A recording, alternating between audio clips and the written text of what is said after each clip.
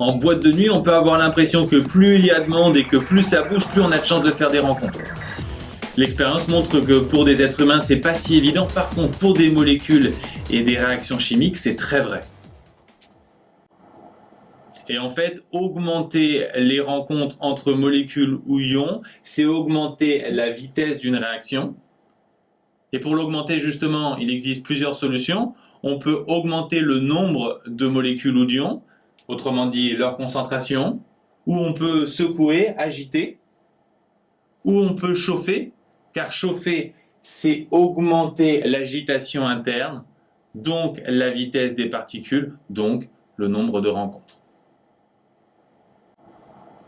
Parmi les facteurs cinétiques, c'est-à-dire qui augmentent la vitesse d'une réaction, on compte aussi le catalyseur, qui est une espèce d'entremetteur pour des réactifs un peu timides.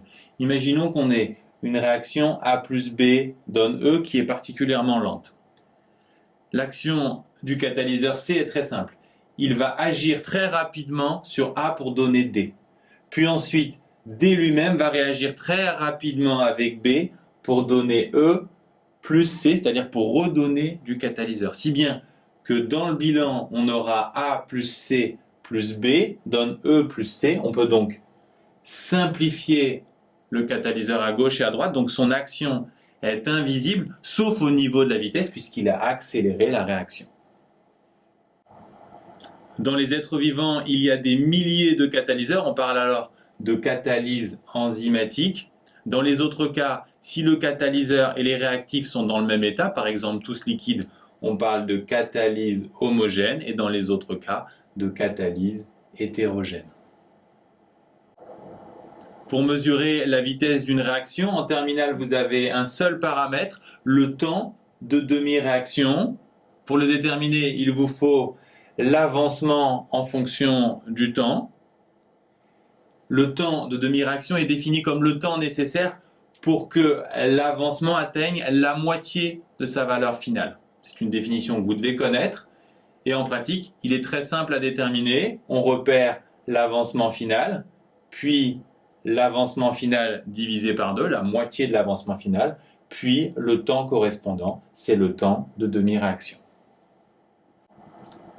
Si vous avez affaire à une réaction totale, vous pouvez avoir à déterminer le temps de demi-réaction à partir d'un graphique où c'est cette fois n qui est en fonction de t, où n est la quantité de matière du réactif limitant. Dans ce cas, le temps de demi-réaction, c'est le temps nécessaire à la disparition de la moitié du réactif limitant. La méthode graphique est presque la même. On repère la quantité initiale de réactif limitant, puis sa moitié, et enfin le temps correspondant qui est le temps de demi-réaction. Finalement, assez peu de choses à retenir dans ce chapitre. Les facteurs cinétiques, c'est-à-dire qui influencent la vitesse de réaction.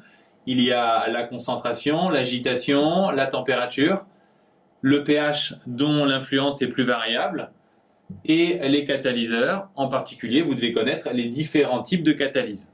Enfin, vous devez connaître la définition du temps de demi-réaction qui permet de mesurer la vitesse d'une réaction et savoir le déterminer graphiquement.